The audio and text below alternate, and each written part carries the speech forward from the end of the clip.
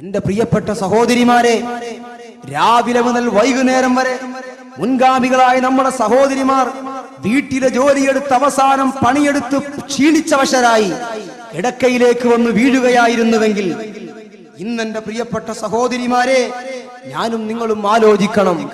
രാവിലെ എഴുന്നേറ്റാൽ ചുച്ചിടുമ്പോഴേക്ക് ചായയായി, ചുച്ചിടുമ്പോഴേക്ക് കറിക്കുള്ളത് അരച്ചു, ചുച്ചിടുമ്പോഴേക്ക് ഭക്ഷണം പാകം ചെയ്തു.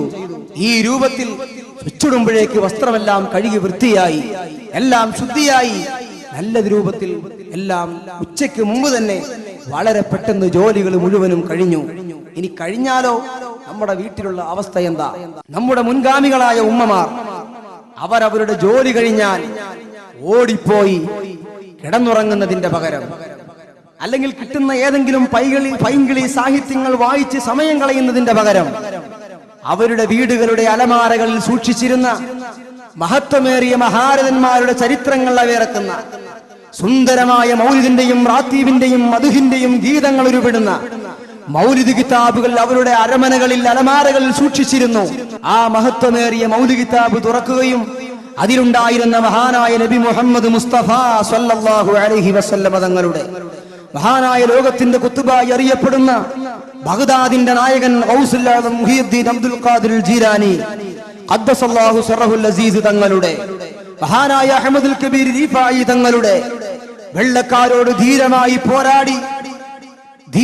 പോരാടി വെള്ളക്കാരന്റെ നിറത്തോക്കുകൾക്ക് മുമ്പിൽ വിരിമാറ് കാണിച്ച മഹാനായ മമ്പുറം തങ്ങളുടെയൊക്കെ മധുഹ് പറയുന്ന മൗലിദ് കിതാബ് തുറന്ന് ആ മഹാരഥന്മാരുടെ മധുഹുകൾ ഓതി ജീവിതത്തിലെ സമാധാനത്തിന് വേണ്ടി അവർ പ്രാർത്ഥിക്കാൻ സമയം കണ്ടെത്തിയിരുന്നു, ദുആ ചെയ്യാൻ അവർ സമയം കണ്ടെത്തിയിരുന്നു.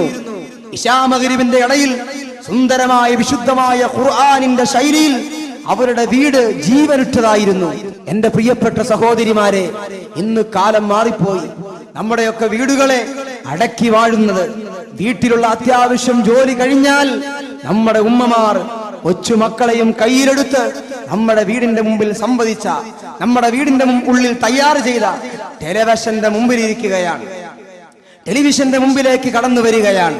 അതങ്ങോട്ട് ഓണാക്കിയാൽ പിന്നെ ആ വീടിന്റെ ഉള്ളിലോ പുറത്തോ നടക്കുന്ന ഒന്നും അറിയാൻ പറ്റാത്ത രൂപത്തിൽ, യാതൊരു ശ്രദ്ധയും കിട്ടാത്ത രൂപത്തിൽ അതിന്റെ ഉള്ളിലേക്ക് സർവ്വ ശ്രദ്ധയും ആവാഹിച്ച് അതിന്റെ ഉള്ളിൽ അടയിരിക്കുന്ന ഒരു സ്വഭാവം ആധുനിക സമൂഹത്തിലെ പെൺകൊടിമാരെ വേട്ടയാടുന്നുവെങ്കിൽ എന്റെ പ്രിയപ്പെട്ട സഹോദരിമാരെ, ഈ ഒരു ദുരന്തം ഏറ്റവും അധികം വേട്ടയാടിക്കൊണ്ടിരിക്കുന്നത് പറയാതിരിക്കാൻ നിർവാഹമില്ല. വിദേശത്ത് ജോലി ചെയ്യുന്ന പ്രവാസി സുഹൃത്തുക്കളുടെ ഭാര്യമാരിലാണെന്ന് പറഞ്ഞാൽ അത് തെറ്റാകുമെന്ന് എനിക്ക് തോന്നുന്നില്ല. മരം കോച്ചുന്ന തണുപ്പിലും ചുട്ടുപൊള്ളുന്ന വെയിലിലും ഈ നാട്ടിലെ പാവപ്പെട്ട ഭാര്യയുടെ, മാതാപിതാക്കളുടെ, കൂട്ടുകുടുംബാദികളുടെ, മക്കളുടെ സുന്ദരമായ ജീവിതത്തിന് വേണ്ടി, ഐശ്വര്യപൂർണമായ ജീവിതത്തിന് വേണ്ടി അറബിയുടെ ആട്ടും തുപ്പും സഹിച്ച് കഷ്ടപ്പെടുന്ന പാവപ്പെട്ട പ്രവാസി സുഹൃത്തിന്റെ വേദനിക്കുന്ന ജീവിതത്തെക്കുറിച്ച് ചിന്തിക്കാനോ അയാളുടെ കഷ്ടപ്പാടുകളെ കുറിച്ചോ ആലോചിക്കാനോ സമയം കണ്ടെത്തുന്നതിന്റെ പകരം മാസാമാസം ഡ്രാഫ്റ്റ് അയക്കുമ്പോ അല്പം കുറവ് വന്നാൽ 1000 ആവശ്യങ്ങൾ ഉന്നയിച്ച് വീണ്ടും അങ്ങോട്ട് ടെലിഫോണിലൂടെ വിളിച്ചു പറഞ്ഞ് ആ ഭർത്താവിന്റെ വേദനിക്കുന്ന മനസ്സിനെ വീണ്ടും കൊത്തിനോവിപ്പിക്കുന്ന വൃത്തികെട്ട നന്ദികെട്ട ഭാര്യമാരായി ആധുനിക പ്രവാസികളുടെ പുതിയ ഒരു വിഭാഗം സഹോദരിമാർ മാറിക്കൊണ്ടിരിക്കുന്നുവെങ്കിൽ, ആധുനിക പ്രവാസികളുടെ ഒരു വിഭാഗം സഹോദരിമാർ മാറിക്കൊണ്ടിരിക്കുന്നുവെങ്കിൽ എന്റെ പ്രിയപ്പെട്ട സഹോദരിമാരെ, നിങ്ങൾ അറിയണം, മുൻകാലത്തും ഇവിടെ വിദേശികൾ ഉണ്ടായിരുന്നു. അവരെന്ന് വിദേശത്ത് ജോലി ചെയ്യുമ്പോൾ അവരുടെ പാവപ്പെട്ട പെണ്ണുങ്ങൾക്ക് വീട്ടിൽ നിന്ന് ഭർത്താവിന്റെ ശബ്ദമൊന്ന് കേൾക്കാനുള്ള അവസരമില്ലായിരുന്നു. ഇവിടെ ഒരു മൊബൈലിന്റെ സംവിധാനമില്ലാതെ, ഒരു ടെലിഫോണിന്റെ സംവിധാനമില്ലാതെ, വേറെ ഒരു ആധുനിക സംവിധാനങ്ങളുമില്ലാതെ, ഇൻഫർമേഷൻ ടെക്നോളജിയുടെ യാതൊരു സംവിധാനങ്ങളിലേക്കും ഈ ലോകം കടന്നു വരുന്നതിന്റെ മുമ്പ് കഴിഞ്ഞകാല യുഗങ്ങളിൽ നമ്മുടെ പാവപ്പെട്ട പെൺകൊടിമാർ അനുഭവിച്ച ത്യാഗങ്ങൾ അറിയുമോ? 4, 5, 6, 7 വർഷങ്ങളോളം പ്രിയപ്പെട്ട പ്രാണപ്രേയസിനെ കാത്തിരിക്കേണ്ടി വന്ന പാവപ്പെട്ട പ്രവാസികളുടെ ഭാര്യമാരുടെ വേദനിക്കുന്ന ഹൃദയങ്ങളുടെ ചരിത്രങ്ങൾ നമുക്ക് വായിച്ച് എടുക്കാനാവുമെങ്കിൽ എന്റെ പ്രിയപ്പെട്ടവരെ, അന്നവർ സമാധാനം കണ്ടെത്തിയിരുന്നത് ഫോണിലൂടെ ആയിരുന്നില്ല, ഇന്റർനെറ്റിലൂടെ ആയിരുന്നില്ല, മറ്റ് ആധുനിക സംവിധാനങ്ങളിലൂടെ ആയിരുന്നില്ല. ഇല്ലന്റെ എന്ന് പറയുന്ന പഴയകാല സമൂഹത്തിന് മാത്രം ഓർമ്മയുള്ള ഒരു എഴുത്തിന്റെ പെട്ടിയില് അവർ കാത്തിരിക്കുകയാണ്. പാതിരാവിന്റെ മുറവിൽ കത്തിച്ചു വെച്ച വിളക്കിന്റെ ചുറ്റുമിരുന്നു കൊണ്ട് മക്കളെയൊക്കെ കൂട്ടി വാപ്പാക്കയക്കുന്ന കത്താണിത്. മക്കളുടെ വിശേഷങ്ങൾ എഴുതുകയാണ്, മാപ്പയുടെയും ഉമ്മയുടെയും വിശേഷങ്ങൾ എഴുതുകയാണ്, ഭാര്യയുടെ വിശേഷങ്ങൾ എഴുതുകയാണ്. എന്റെ പ്രിയപ്പെട്ടവരെ, ആ എഴുതുന്ന ശൈലിയെയും ആ ശബ്ദത്തെയും ഒക്കെ നിർവചിച്ചുകൊണ്ട് മുൻഗാമികളായ ഗായകന്മാർ പാടിപ്പറഞ്ഞത് നമ്മുടെ നാട്ടിൽ ഇന്നൊക്കെ മറഞ്ഞുപോയിക്കൊണ്ടിരിക്കുന്നുവെങ്കിലും മുൻകാല ഗൾഫുകാരന്റെയും നാട്ടുകാരുടെയും നാവുകളിലൂടെ ആ ഗാനം നമുക്ക് കേൾക്കാമായി. എത്രയും ബഹുമാനപ്പെട്ട എൻ്റെ ഭർത്താവ് വായിക്കുവാൻ സ്വന്തം ഭാര്യ എഴുതുന്നതെന്തെന്നാലേറെ പീരീശത്തിൽ ചൊല്ലിടുന്നു അസ്സലാം. എഴുതിയറിയിക്കാൻ കാര്യങ്ങൾ 100 എഴുതുകയല്ലാതെ വേറെന്തു വഴിയുണ്ട്. എൻ മിഴികൾ തൂകും കണ്ണുനീരതു കണ്ട് എൻ കരൾ വേദന കാണുവാനാരുണ്ട്. എങ്ങനെ ഞാൻ പറയും എല്ലാമോത്ത് എന്നെന്നും ഞാൻ കരയും. ഈ കത്തിൽ ഉടനടി ഒരു മറുപടി തന്ന് സംഗീതം തീർത്തിടണം. ഇടയ്ക്കിടയ്ക്കെന്നോത്തിടണം. മധുരിത നാളുകൾ മനസ്സിൽ കഴിയുന്നു, മധുരക്കിനാവുകൾ മാറോടണയ്ക്കുന്നു. മലരണി രാത്രികൾ മഞ്ഞിൽ കുളിക്കുന്നു, മണിയറക്കട്ടിലെ മാടി വിളിക്കുന്നു. എങ്ങനെ ഞാനുറങ്ങും? പകലന്തിയോളം പണിയെടുത്ത് വൈകുന്നേരങ്ങളിൽ വിദേശിയായ പ്രവാസി സുഹൃത്ത് റൂമിലെത്തുമ്പോ തന്റെ പ്രിയപ്പെട്ട ചങ്ങാതിമാർ വീട്ടിൽ നിന്ന് വന്ന ലെറ്ററാണെന്ന് പറഞ്ഞ് ആ പാവപ്പെട്ട പ്രവാസി സുഹൃത്തിന്റെ കയ്യിൽ കൊടുക്കുമ്പോ വളരെ സന്തോഷത്തോടെ, ജീവിതം മുഴുവനും കൈകളിൽ ഒതുക്കിയ ആവേശത്തോടെ ആ ലെറ്റർ വാങ്ങിച്ച് ഇങ്ങനെ പൊട്ടിച്ച് വായിക്കുമ്പോ എന്റെ പ്രിയപ്പെട്ട സഹോദരിമാരെ, ഞാനും നിങ്ങളും ആലോചിക്കണം. ആ സഹോദരന്റെ കണ്ണ് നിറയുകയാണ്. അയാളുടെ ഭാര്യയുടെ തൂലക തുമ്പിൽ നുറ്റു വീണ ആ മശുത്തുള്ളികളിലേക്ക് നോക്കി അയാൾ സമാധാനിക്കുകയാണ്. തന്റെ മക്കളുടെ വിശേഷങ്ങൾ വായിച്ചറിയുമ്പോ മാതാപിതാക്കളുടെ, നാട്ടുകാരുടെ, കൂട്ടുകാരുടെ, കുടുംബക്കാരുടെ, അയൽവാസികളുടെ ആ ഓരോ വിശേഷങ്ങളും ആ ലെറ്ററിലൂടെ ഇങ്ങനെ വായിച്ചറിയുമ്പോ അയാളുടെ മനസ്സിൽ വല്ലാത്ത സന്തോഷമാണ്. ആ എഴുത്ത് അതുപോലെ തന്നെ മടക്കി പെട്ടിയിൽ വെക്കും. പിറ്റേ ദിവസവും ജോലി കഴിഞ്ഞ് വരുമ്പോ ഈ എഴുത്തെടുത്ത് വീണ്ടും വായിക്കും. അടുത്ത എഴുത്ത് വരുന്ന മാസങ്ങളോളം ഈ എഴുത്തിങ്ങനെ വായിച്ച് തലയണയിൽ മുഖമമർത്തി തേങ്ങിക്കരഞ്ഞ് എന്റെ വീട്ടുകാർക്ക് വേണ്ടി പ്രാർത്ഥിച്ച്, വീടിന്റെ ഐശ്വര്യത്തിന് വേണ്ടി, കുടുംബത്തിന്റെ ഭദ്രതയ്ക്ക് വേണ്ടി പണിയെടുത്തിരുന്ന പാവപ്പെട്ട പ്രവാസിയുടെ നല്ലവളായ ഭാര്യമാരുടെ കഥകൾ ഇന്ന് ഓർമ്മകളായി മാറിക്കൊണ്ടിരിക്കുന്നുവെങ്കിൽ എന്റെ പ്രിയപ്പെട്ട സഹോദരിമാരെ, ആധുനിക സമൂഹത്തിലെ സ്ത്രീകൾക്ക്, ആധുനിക സമൂഹത്തിലെ ഗൾഫുകാരന്റെ ഭാര്യമാര് ഇന്ന് വിളിക്കുന്ന ഫോൺ കോളുകൾ അവന്റെ മനസ്സിന്റെ സ്വസ്ഥത കെടുത്തിക്കൊണ്ടിരിക്കുകയാണ്, അവന്റെ സമാധാനം നശിപ്പിച്ചുകൊണ്ടിരിക്കുകയാണ്. അതുകൊണ്ട് ഞാൻ ഓർമ്മപ്പെടുത്തട്ടെ, അല്ലാഹുവിന്റെ റസൂൽ പറഞ്ഞത് ഖാലത്തുലി സൗജിഹാ മാ റഅയ്തു മിൻക ഖൈറാ, നിങ്ങളിൽ നിന്ന് ഒരു ഖൈറും എനിക്ക് ലഭിച്ചിട്ടില്ല എന്നൊരു മങ്ക പറഞ്ഞാൽ, ഒരു പെണ്ണ് പറഞ്ഞാൽ, ഓ പെണ്ണേ, നീ എത്ര വലിയ നിസ്കാരക്കാരിയാണെങ്കിലും, നീ എത്ര വലിയ നോമ്പുകാരിയാണെങ്കിലും, നീ എത്ര വലിയ സൽക്രമം ചെയ്തവരാണെങ്കിലും, അല്ലാഹുവിന്റെ കോടതിയിൽ നിന്റെ നന്മകൾ മുഴുവനും തട്ടിപ്പോയി, അത് മുഴുവനും വെട്ടിക്കളഞ്ഞുപോയി.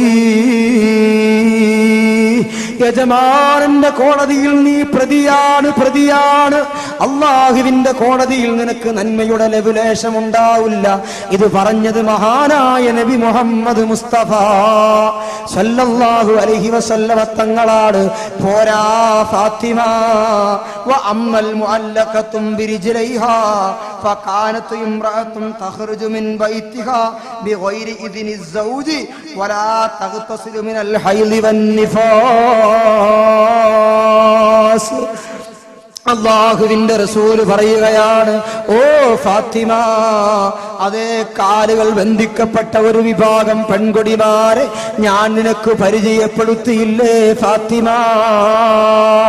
അല്ലാഹുവിന്റെ നരകത്തിൽ കാലുകൾ ബന്ധിച്ചുകൊണ്ട് ക്രൂരമായ അല്ലാഹുവിന്റെ അദാബ് ഏറ്റുവാങ്ങിക്കൊണ്ടിരിക്കുന്ന ഒരു വിഭാഗം പെൺകൊടിമാർ, അവരെ പറ്റി ഞാൻ പറഞ്ഞില്ലേ ഫാത്തിമ? അവരാരാണെന്നറിയോ ഫാത്തിമ? ഭർത്താവിന്റെ അനുമതി കൂടാതെ ഷോപ്പിങ്ങിന് പോകുന്ന പെണ്ണാണ് ഫാത്തിമ. ഭർത്താവിന്റെ അനുമതി കൂടാതെ ഊരു ചുറ്റുന്ന പെണ്ണാണ് ഫാത്തിമ. ഭർത്താവിന്റെ അനുമതി കൂടാതെ നാട്ടിലേക്ക് പോകുന്ന പെണ്ണാണ് ഫാത്തിമ. അവൾ ഷോപ്പിങ്ങിന് പോകുന്നു, കടകമ്പോളങ്ങളിൽ കയറിയിറങ്ങുന്നു, ഗ്രാമങ്ങളിൽ നിന്ന് അവൾ പട്ടണത്തിലേക്ക് ഇറങ്ങിത്തിരിക്കുന്നു, കടകളായ കടകൾ മുഴുവനും കറങ്ങി നിറക്കുന്നു. അതേ ആ പെണ്ണ് അവളുടെ ഭർത്താവിനെ കുറിച്ച് ചിന്തിക്കാതെ, ഭർത്താവിന്റെ അനുമതി വാങ്ങാതെ കെട്ടി അഴിച്ചുവിട്ട ആട്ടിൻപറ്റങ്ങൾ നടക്കുന്നത് പോലെ അങ്ങാടികളിലൂടെ ഊരു ചുറ്റുന്ന പെൺകൊടിമാര്. ആ പെൺകൊടിമാർക്ക് അല്ലാഹു നൽകുന്ന അദാബാണ് ഫാത്തിമ. സയ്യിദുനാ മുഹമ്മദുർ റസൂലുള്ളാഹി സ്വല്ലല്ലാഹു അലൈഹി വസല്ലമ തങ്ങൾ പഠിപ്പിക്കുകയാണ്, എന്റെ പ്രിയപ്പെട്ട പെങ്ങളെ, നിന്റെ മുൻഗാമികളായ ഉമ്മമാർ, നിന്റെ മുൻഗാമികളായ ഉമ്മമാർ, നിന്റെ മുൻഗാമികളായ സഹോദരിമാർ, അവരുടെ ശരീരത്തിന്റെ ഒരൽപ്പം പോലും പുറത്തു കാണിക്കാൻ അവർ പേടിച്ചിരുന്നു. യജമാനന്റെ കോടതിയിൽ, അല്ലാഹുവിന്റെ മഹ്ശറയിൽ മറുപടി പറയേണ്ടി വരുമല്ലോ എന്ന തീക്ഷ്ണമായ പേടി അവരുടെ ഹൃദയങ്ങളെ സ്വാധീനിച്ചപ്പോ അവരവരുടെ ശരീരത്തിന്റെ മുഴുവനും മറച്ചുപോയി, മുഖം മുഴുവനും മറച്ചുപോയി, കയ്യിന് ഗ്ലൗസ് ഇട്ടുപോയി, കാലിന് ഷോക്സ് ഇട്ടുപോയി, മുഖമക്കന കൊണ്ട് മുഖം മറച്ചുപോയി. ആ പെൺകൊടിമാരെ ജീവിതത്തിൽ നിന്ന് അടർത്തി മാറ്റിയിട്ട് ആധുനികതയുടെ ഭൗതികതയുടെ ഭ്രമം ബാധിച്ചുകൊണ്ട് നീ ഈ സുഖലോലുപലതയിൽ കഴിഞ്ഞു പോയാൽ എന്റെ പെങ്ങളെ, നിനക്ക് രക്ഷയില്ല. ഹബീബായ നബി മുഹമ്മദ് മുസ്തഫ സ്വല്ലല്ലാഹു അലൈഹി വസല്ലമ തങ്ങളുടെ കാലഘട്ടത്തിൽ അതാ ഒരു സ്വഹാബി തന്റെ പ്രിയപ്പെട്ട ഭാര്യയോട് പറയുകയാണ്, പെണ്ണേ, ഞാൻ അല്ലാഹുവിന്റെ മാർഗത്തിൽ യുദ്ധത്തിന് പുറപ്പെടുകയാണ്, അല്ലാഹുവിന്റെ മാർഗത്തിൽ രണാങ്കണത്തിലേക്ക് പുറപ്പെടുകയാണ്. ഞാൻ മടങ്ങി വരുന്നതുവരെ ഈ വീട് വിട്ട് നീ പുറത്തു പോകാൻ പാടില്ല. ഭർത്താവിന്റെ നിർദ്ദേശമാണ്. ആ സ്വാലിഹത്തായ പെണ്ണ് അത് പൂർണ്ണമായി സമ്മതിക്കുകയാണ്. ഇല്ല ഭർത്താവേ, നിങ്ങളുടെ അനുമതി കൂടാതെ, നിങ്ങൾ മടങ്ങി വരാതെ ഈ വീടിന്റെ പൂമുഖത്തേക്ക് ഞാൻ ഇറങ്ങുകയില്ലെന്ന പെണ്ണ് വാക്ക് കൊടുക്കുകയാണ്. ഭർത്താവ് യുദ്ധത്തിന് പോയി. എന്റെ പെങ്ങളെ ആലോചിക്കണം, ദിവസങ്ങൾക്ക് ശേഷം അതാ ഒരു ചെറുപ്പക്കാരൻ ഓടി വരികയാണ്. ഓടി വന്നുകൊണ്ട് പറഞ്ഞു, പെണ്ണെ, നിന്റെ പിതാവ് വളരെ അത്യാസന്ന രോഗത്തിൽ കഴിയുകയാണ്, നിന്റെ പിതാവിന് നിന്നെ ഒന്ന് കാണണമെന്ന് പറഞ്ഞിട്ടുണ്ട്, അതുകൊണ്ട് പിതാവിന്റെ സമീപത്തേക്ക് നീ വരണം എന്നാ പെണ്ണിനോട് പറഞ്ഞപ്പോൾ ആ പെണ്ണൊരു ചെറുപ്പക്കാരനോട് പറയുകയാണ്, നിങ്ങൾ അല്ലാഹുവിന്റെ റസൂലിന്റെ ഹദറത്തിൽ പോകണം. ഈ ദുനിയാവിന്റെ കോടതി എവിടെയാണ്? ആ കോടതിയിലെ ജഡ്ജി ഹബീബായ മുഹമ്മദ് മുസ്തഫ സ്വല്ലല്ലാഹു അലൈഹി വസല്ലമ തങ്ങളാണ്. ആ ജഡ്ജിയോട് ചോദിക്കണം, ഭർത്താവിന്റെ അനുമതിയില്ലാതെ എന്റെ വാപ്പാടെ രോഗസന്ദർശനത്തിന് പോകാൻ എനിക്ക് അനുമതിയുണ്ടോ? നബി തങ്ങളോട് ചോദിക്കാൻ പറഞ്ഞയക്കുകയാണ്. ആ ചെറുപ്പക്കാരൻ ഇലാ ഹദറത്തി റസൂലില്ലാഹ്, അല്ലാഹുവിന്റെ റസൂലിന്റെ ഹദറത്തിൽ വന്നു. നബി തങ്ങളോട് ചോദിച്ചു, നബിയേ, അല്ലാഹുവിന്റെ തിരുദൂതരേ, ഇന്നാലിന്ന പെണ്ണ് അവളുടെ ഭർത്താവ് അങ്ങയുടെ സഹാബത്തിനോടൊപ്പം യുദ്ധത്തിന് പോയിരിക്കുകയാണ്. ആ പെണ്ണിന്റെ പിതാവ് രോഗശയ്യയിലാണ്. ആ പ്രിയപ്പെട്ട പിതാവ് രോഗശയ്യയിലായി കിടക്കുമ്പോ ഈ മകളെ ഒന്ന് കാണാൻ ആശ വെക്കുന്നുണ്ട്. പോകാൻ അനുമതിയുണ്ടോ നബിയേ? അല്ലാഹുവിന്റെ റസൂൽ ആ ചെറുപ്പക്കാരനോട് ചോദിക്കുകയാണ്, ആ പെണ്ണിന്റെ ഭർത്താവിന്റെ അനുമതിയുണ്ടോ? ഇല്ല നബിയെ, അനുമതി കൊടുത്തിട്ടില്ല. അല്ലാഹുവിന്റെ റസൂൽ പറഞ്ഞു, ആ പെണ്ണിന് വാപ്പാന്റെ രോഗസന്ദർശനത്തിന് നടന്നു പോകാൻ അല്ലാഹു അനുവദിക്കുന്നില്ല മോനെ. എന്റെ പ്രിയപ്പെട്ട സഹോദരിമാരെ, സഹോദരന്മാരെ, ചിന്തിക്കണം. അവിടെയാണ് ഒരു പെണ്ണിന്റെ ഈമാൻ ആലോചിക്കേണ്ടത്. അള്ളാഹുവിനെ പേടിച്ച് ജീവിക്കുന്ന ഒരു സ്വഹാബി വനിതയുടെ ഈമാനിക ആവേശം മനസ്സിലാക്കേണ്ടത്. അള്ളാഹുവിന്റെ റസൂലിനെ കുറിച്ച് ചിന്തിക്കുന്ന, അള്ളാഹുവിന്റെ റസൂലിനെ അനുസരിക്കുന്ന, അള്ളാഹുവിന്റെ റസൂലിന്റെ ചര്യ മുറുകെ പിടിക്കുന്ന ഒരു സ്വാലിഹത്തായ സ്വഹാബി വനിതയുടെ ഈമാനിക ആവേശവും പരിവേഷവും മണപൊട്ടിയൊഴുകുന്നത് അവിടെയാണ്. നിങ്ങൾ ആലോചിച്ചു നോക്ക്. ആ പെണ്ണിനോട് വന്ന് ഈ ചെറുപ്പക്കാരൻ പറയുകയാണ്, ഭർത്താവിന്റെ അനുമതിയില്ലെങ്കിൽ പിതാവിനെ സന്ദർശിക്കാൻ റസൂലുള്ളാഹിക്ക് അനുമതിയില്ല, റസൂലുള്ള സമ്മതം തന്നിട്ടില്ല. ആ പെണ്ണാ ചെറുപ്പക്കാരനെ മടക്കി അയക്കുകയാണ്. രണ്ടാമതും ആ ചെറുപ്പക്കാരൻ ആ സഹോദരിയുടെ അടുത്തേക്ക് നടന്നു വരികയാണ്.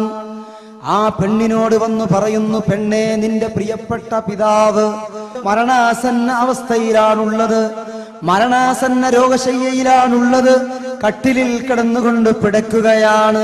ആ പിതാവിന്റെ അവസാന അഭിലാഷമെന്ന നിലയിൽ മകളായ നിന്നെയൊന്ന് കാണാനും നിന്നോടൊരു വാക്ക് പറയാനും ആഗ്രഹമുണ്ട്. ആ പിതാവിനെ നിനക്കൊന്ന് കാണണ്ടേ പെണ്ണേ? ആ പിതാവിനോട് അവസാനമായി നിനക്കൊരു സലാം പറയണ്ടേ പെണ്ണേ? ആ ചെറുപ്പക്കാരൻ പറയുമ്പോ ആ പെണ്ണ് ആ ചെറുപ്പക്കാരനോട് വീണ്ടും പറയുകയാണ്, ഈ വീടിന്റെ പൂമുഖത്തു നിന്ന് പുറത്തേക്ക് ഇറങ്ങാനുള്ള അനുമതി എന്റെ ഭർത്താവിന്റെ ഭാഗത്ത് നിന്നില്ല. അത് ലഭിക്കാത്ത കാലത്തോളം എനിക്കിറങ്ങാൻ എന്റെ മതം എന്നെ അനുവദിക്കുന്നില്ല, എന്റെ മതം അതിനെന്നെ അനുവദിക്കുന്നില്ല. ആ ചെറുപ്പക്കാരിയായ പെണ്ണ് പറയുകയാണ്, അതായാൾ നിരാശയോടെ മടങ്ങിപ്പോയി. കുറച്ചു ദിവസം കഴിയുമ്പം തുളുമ്പുന്ന കണ്ണുകളോടെ ആ ചെറുപ്പക്കാരൻ വീണ്ടും അതാ സഹോദരിയെ സമീപിക്കുകയാണ്. വന്നുകൊണ്ട് പറയുന്നു, പെണ്ണേ, നീ ജീവിതത്തിൽ ഏറ്റവും അധികം സ്നേഹിച്ച, നിന്റെ കൈപിടിച്ച് നിന്നെ നടക്കാൻ പഠിപ്പിച്ച, നിനക്ക് പുത്തൻ പുടവകൾ വാങ്ങിത്തന്ന, നിന്നെ നല്ലൊരു ചെറുപ്പക്കാരന് വിവാഹം ചെയ്തു കൊടുത്ത, നിന്നെ പാഠശാലയിലേക്ക് പറഞ്ഞയച്ച, നിന്റെ ജീവന്റെ തുടിപ്പായ പ്രിയപ്പെട്ട പിതാവ് ഈ ലോകത്തു നിന്ന് എന്നേക്കുമായി വിട പറഞ്ഞു പോയി. നിന്റെ പ്രിയപ്പെട്ട പിതാവിന്റെ ജീവനറ്റ ശരീരമെങ്കിലും അവസാനമായി ഒരു നിമിഷം കാണാൻ നിനക്ക് മോഹമില്ലേ പെണ്ണേ? നിന്റെ പ്രിയപ്പെട്ട പിതാവിന്റെ ജനാസയെങ്കിലും നിനക്ക് കാണണ്ടയോ? ആ പെണ്ണവിടെ നിന്നുകൊണ്ട് വിതുമ്പുകയാണ്. ആ പൊന്നുമോളുടെ കണ്ണുകളിൽ നിന്ന് കണ്ണുനീരൊഴുകുകയാണ്, ചുണ്ടുകൾ ചലിക്കുകയാണ്.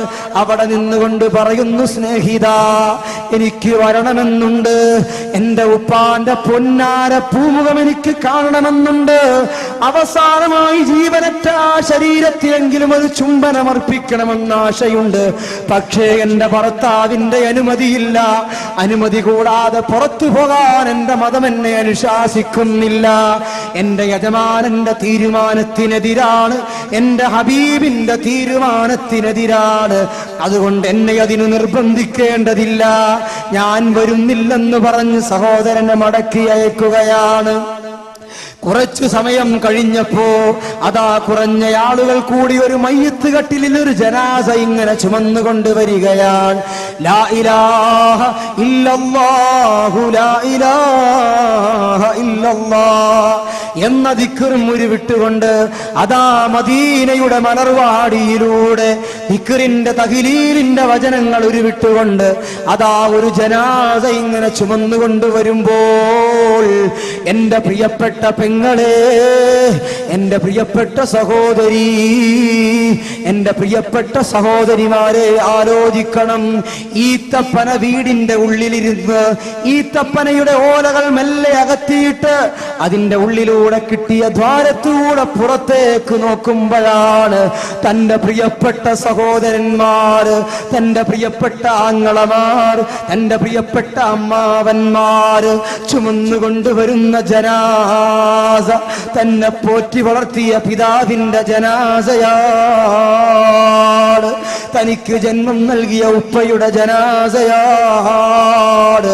ആ ചെറിയ ഈത്തപ്പനയുടെ ദ്വാരത്തിലൂടെ പുറത്തേക്ക് നോക്കിക്കൊണ്ട് ആ പാവപ്പെട്ട പെൺകുട്ടി അവളുടെ 2 കണ്ണുകളിൽ നിന്നും കണ്ണുനീരൊഴുക്കുകയാണ്. അവര് വിതുമ്പി കരയുകയാണ്. അവിടെ നിന്ന് ആ പാവപ്പെട്ട പെൺകുട്ടി ഒരു പ്രാർത്ഥന, അല്ലാഹുമ്മ ഗ്ഫിർ ലി അബീ, اللهم اغفر لي أبي وملجأ محبتي وقطعة قبدي. അർഹമുറാഹിമായ റബ്ബേ, എനിക്ക് ജന്മം നൽകിയ പിതാവിന്റെ ജനാസയാണ് ചുമന്നുകൊണ്ടുപോകുന്നത്. എന്റെ പിതാവിന്റെ ജീവനറ്റ ശരീരം പോലും എനിക്ക് കാണാൻ അവസരം ലഭിച്ചില്ല. എന്റെ പിതാവിന്റെ ഖബർ നീ സ്വർഗമാക്കണേ അല്ലാ. എന്റെ പിതാവിനു നീ പൊറുക്കണേ അല്ലാ. ഒരു മകളുടെ ഹൃദയാന്തരത്തിൽ നിന്നുള്ള പ്രാർത്ഥനയാണ്, ഒരു മകളുടെ അവസാനത്തെ ദുആയാണ്, പിതാവിനോടുള്ള അവസാനത്തെ അംഗീകാരമാണ്, ഹൃദയത്തിൽ നിന്ന് വേദനിക്കുന്ന ദുആ. ഞാൻ ചുരുക്കി പറയട്ടെ സഹോദരങ്ങളെ, ആ പ്രിയപ്പെട്ട പിതാവിനെ ഖബറടക്കി എല്ലാവരും മടങ്ങി അന്ന് രാത്രിയിൽ ആ സഹോദരി കിടന്നിറങ്ങുമ്പോ മദീന സമൂഹം മുഴുവനും ഉറക്കത്തിലേക്ക് വഴുതി വീഴപ്പോ അതാ ഹബീബായ നബി മുഹമ്മദ് മുസ്തഫ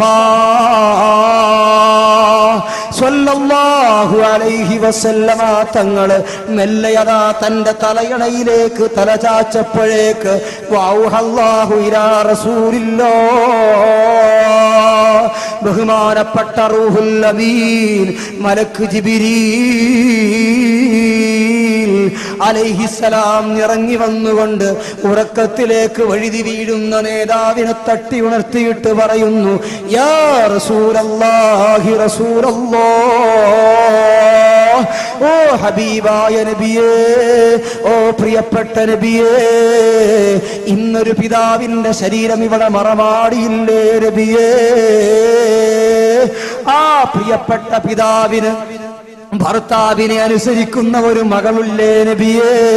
ഭർത്താവിനെ അനുസരിച്ചതിന്റെ പേരിൽ സ്വന്തം വീട് വിട്ട് പുറത്തു പോകാതെ അള്ളാഹുവിനെ പേടിച്ച് അള്ളാഹുവിന്റെ റസൂലിനെ പേടിച്ച് വീടിന്റെ ഉള്ളറയിൽ ജീവിതം സംശുക്തമാക്കിയ, വീടിന്റെ ഉള്ളറയിൽ ഒതുങ്ങിക്കൂടിയ ആ പാവപ്പെട്ട മകളുടെ ദുആഇന്റെ ബറക്കത്ത് കൊണ്ട് അള്ളാഹു ആ വാപ്പാക്ക് പുറത്തു കൊടുത്തു നബിയേ. പോരാ, അല്ലാഹുവിന്റെ അനുഗ്രഹീത സ്വർഗത്തില് ഉന്നതമായ പദവി നൽകി നബിയേ. അല്ലാഹുവിന്റെ റസൂലിനോട് റൂഹുൽ അമീൻ മലക്ക് ജിബ്രീൽ അലൈഹിസ്സലാത്തു വസ്സലാം വന്ന് പഠിപ്പിച്ചുവെങ്കിൽ എന്റെ പ്രിയപ്പെട്ട സഹോദരിമാരെ, ഭർത്താവിന്റെ അനുമതി കൂടാതെ ഊരു ചുറ്റാനിറങ്ങുമ്പോഴേക്ക് നാട്ടിൽ ഭർത്താവില്ലെങ്കിൽ, ഭർത്താവ് ജോലിക്ക് പോയതാണെങ്കിൽ, ഭർത്താവ് വിദേശത്താണെങ്കിൽ അദ്ദേഹത്തിന്റെ അനുമതി കൂടാതെ നിന്റെ വയസ്സായ മാതാപിതാക്കളെ സന്ദർശിക്കാൻ പോലും നിനക്ക് അള്ളാഹുവിന്റെ മതം അനുവദിക്കുന്നില്ല എങ്കിൽ എന്റെ പ്രിയപ്പെട്ട സഹോദരി, എന്റെ പ്രിയപ്പെട്ട പെങ്ങളെ, നിസാര പ്രശ്നത്തിന്റെ പേരിൽ, വളരെ നിസാരമായ പ്രശ്നത്തിന്റെ പേരിൽ നീ പഞ്ചായത്തിന്റെ പടികൾ ചവിട്ടിക്കയറാറുണ്ടല്ലോ, നീ മാർക്കറ്റിൽ ഊരു ചുറ്റാറുണ്ടല്ലോ, അയൽവാസികളുടെ വീട്ടിൽ ഫിത്നയും ഫസാദും പറയാൻ ഇറങ്ങിത്തിരിക്കാറുണ്ടല്ലോ. അള്ളാഹുവിൽ വിശ്വാസമുള്ള ഒരു പെണ്ണിന്, അള്ളാഹുവിന്റെ റസൂലിനെ അംഗീകരിക്കുന്ന ഒരു പെണ്ണിന് ഇത് സാധ്യമാണോ പെങ്ങളെ? അള്ളാഹുവിന്റെ റസൂല് പറയുകയാണ്, എന്റെ പ്രിയപ്പെട്ട ഫാത്തിമ, വേറൊരു വിഭാഗം പെൺകൊടിമാരെ ആ നരകത്തിൽ എനിക്ക് കാണാൻ കഴിഞ്ഞു ഫാത്തിമ. അവരുടെ സ്വഭാവം എന്താണ്? അമ്മല്ലതീ തഅകുലു ജസദഹാ ഫകാനതു തസീനു ലിർരിജാലി വതഗ്താബുൻ നാസ്. അല്ലാഹുവിന്റെ റസൂല് പറയുകയാണ്, ആ പെൺകൊടിമാർ അവരുടെ സ്വന്തം ശരീരത്തിലെ മാംസങ്ങൾ ഇങ്ങനെ കടിച്ചു പറിച്ചു തിന്നുകൊണ്ടിരിക്കുകയാണ്, സ്വന്തമായി കടിച്ചു പറിച്ചു തിന്നുകൊണ്ടിരിക്കുകയാണ്. നരകത്തിന്റെ ചൂടേറ്റുകൊണ്ട് അതാ ഉരുകിയൊലിക്കുന്ന മാംസഖണ്ഡങ്ങളെ ആ പെൺകൊടിമാരതാ ചവച്ചരച്ചു തിന്നുകൊണ്ടിരിക്കുകയാണ്. അവരാരാണെന്നറിയോ ഫാത്തിമ? അല്ലാഹുവിന്റെ റസൂല് പറയുന്നു, വകാനതു തസീനു ലിർരിജാൽ. അന്യപുരുഷന്മാർക്ക് വേണ്ടിയിട്ട് സ്വന്തം ശരീരത്തിന്റെ ഭംഗി പ്രകടിപ്പിക്കുന്ന പെണ്ണുങ്ങളാണവർ. അന്യപുരുഷന്മാരുടെ മുന്നിലേക്ക് കടന്നു ചെല്ലുമ്പോ, അന്യപുരുഷന്മാരുള്ള സദസ്സിലേക്ക് കടന്നു ചെല്ലുമ്പോ കണ്ണിന് കൺമശിയിട്ട് കറുപ്പിക്കുന്ന പെണ്ണുണ്ടല്ലോ, മുഖത്ത് പൗഡർ ഇട്ട് വെളുപ്പിക്കുന്ന പെണ്ണുണ്ടല്ലോ, ചുണ്ടിന് ലിപ്സ്റ്റിക് ഇട്ട് ചുവപ്പിക്കുന്ന പെണ്ണുണ്ടല്ലോ, ആ പെണ്ണിനെ കുറിച്ചാണ് ഫാത്തിമ. അല്ലാഹുവിന്റെ റസൂൽ പറയുന്നു, ഫാത്തിമ പെണ്ണിന്റെ ശരീരം അന്യപുരുഷന്റെ മുമ്പിൽ അർപ്പിക്കാൻ അവൾ സമ്മതിച്ച അവളുടെ ശരീരം അവളെ കൊണ്ട് തീറ്റിക്കുമെന്ന് മുഹമ്മദ് മുസ്തഫ സല്ലല്ലാഹു അലൈഹി വസല്ലമ തങ്ങൾ പഠിപ്പിക്കുകയാണ്. പിന്നീട് അല്ലാഹുവിന്റെ റസൂല് ഫാത്തിമ ബീവിയോട് പറയുകയാണ്, ഫാത്തിമ, വേറെ ഒരു വിഭാഗം പെൺകൊടിമാരെയാ നരകത്തിൽ എനിക്ക് കാണാൻ കഴിഞ്ഞു ഫാത്തിമ. വഅമ്മല്ലതി ശദ്ദ റിജ്ലാഹാ മാ യദൈഹാ ഇലാ നാസിയതിഹാ വസല്ലതത് അലൈഹൽ ഹയ്യാതു വൽ ഖാരിബ്. ഫാത്തിമ, നിനക്കറിയുമോ, ആ നരകത്തിൽ ഒരു വിഭാഗം പെൺകൊടിമാർ അവരുടെ രണ്ട് കൈകാലുകളെ അവരുടെ മൂർധാവിലേക്ക് വലിച്ചു കെട്ടിയിരിക്കുകയാണ് ഫാത്തിമ. ആ പെണ്ണുങ്ങളുടെ ശരീരത്ത് മാംസങ്ങൾ മുഴുവനും അതാ പാമ്പുകളും തേളുകളും കടിച്ചു പറിച്ചു തിന്നുകൊണ്ടിരിക്കുകയാണ്. അവരാരാണെന്നറിയോ ഫാത്തിമ? ആ പാമ്പുകളും തേളുകളും കടിച്ചു പറിച്ചു കൊണ്ടിരിക്കുന്ന ആ വിഭാഗം ആളുകൾ അവരാരാണെന്ന് അറിയോ ഫാത്തിമ?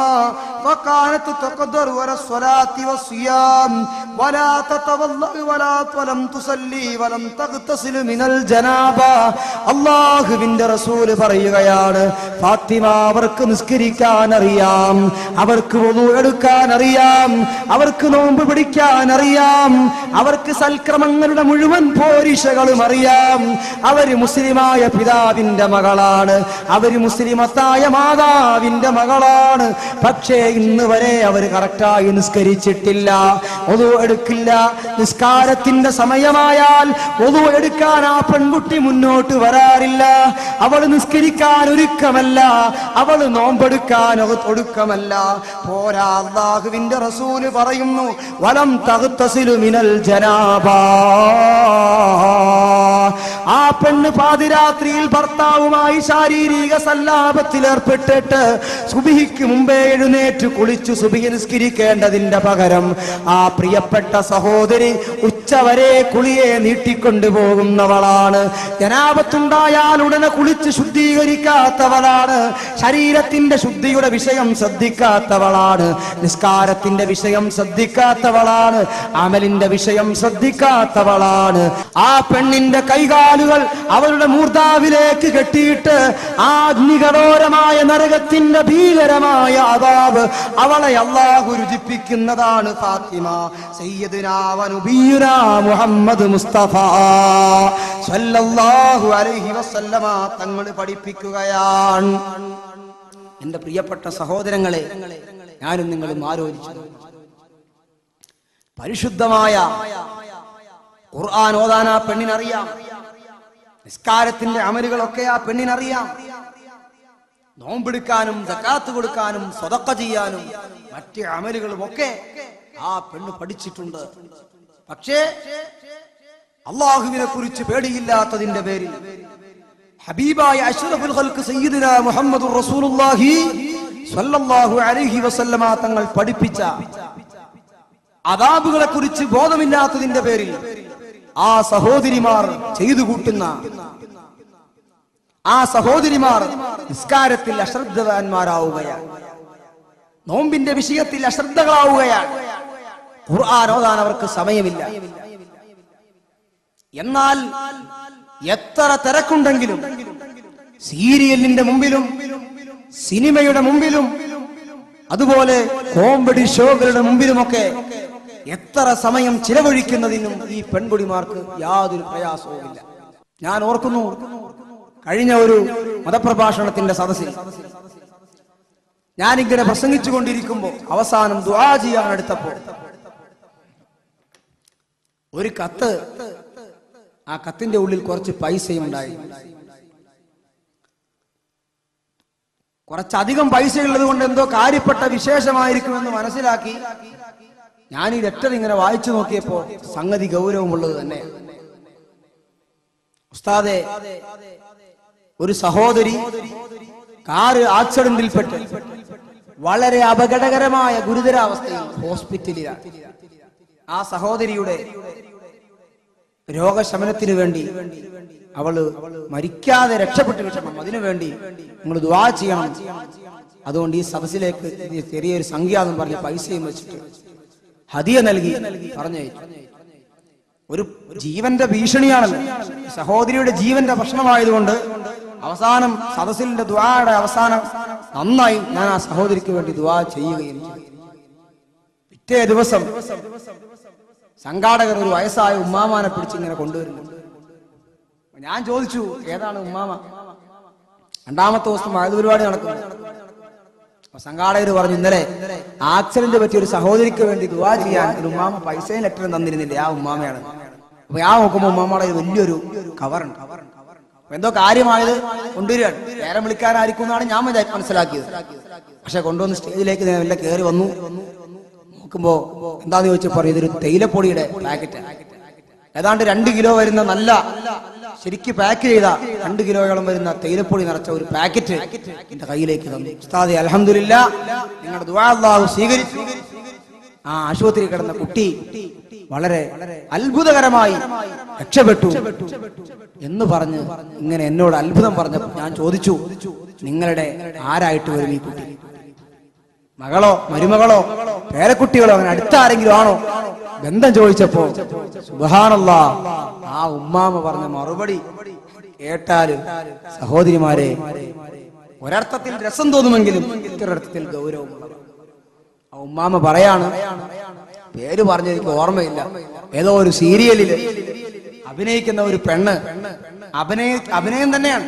വാഹനത്തിൽ ഇങ്ങനെ പോകുമ്പോ വേറെ ഒരു വലിയ നാഷണൽ പെർമിറ്റ് ലോറിയായിട്ട് കൂട്ടിയിടിച്ച് ഈ പെണ്ണ് വളരെ അത്യാസന്ന നിലയിൽ, സീരിയലിന്റെ ഇടയ്ക്ക് ഇങ്ങനെ കാട്ടുകയാണ്, വളരെ അത്യാസന്ന നിലയിൽ ഈ പെണ്ണിനെ ഹോസ്പിറ്റലിൽ എത്തിക്കുന്ന രംഗം അവിടെ വെച്ച് അന്നത്തെ സീരിയലിൽ കട്ടായി. അത്രയേ ഉള്ളൂ, ഒരു മൂർധന്യ ദിശയെ കൊണ്ടവിടെ വെച്ചു. എന്നിട്ടോ ഈ ഉമ്മാമാക്ക് അത് കണ്ടപ്പോ വല്ല ആൾക്കാരെ കുറെ ദിവസമായി നിരന്തരം ഉമ്മാമ ഇത് കണ്ടുപോരുകയാണ്. ഉമ്മാമയുടെ മനസ്സിന് വല്ലാതെ അത് സ്വാധീനിച്ചു. പിറ്റേ ദിവസം ആ സമയമായപ്പോ അവൾ ചത്തോ ജീവിച്ചോ അതിന്റെ ദുആ ഫലിച്ചോ എന്നറിയാൻ വേണ്ടി പിറ്റേ ദിവസം സീരിയൽ വെച്ചപ്പോ അൽഹംദുലില്ലാ ഒരു തകരാറുമില്ല, അത്ഭുതകരമായി രക്ഷപ്പെട്ടിട്ടുണ്ട്.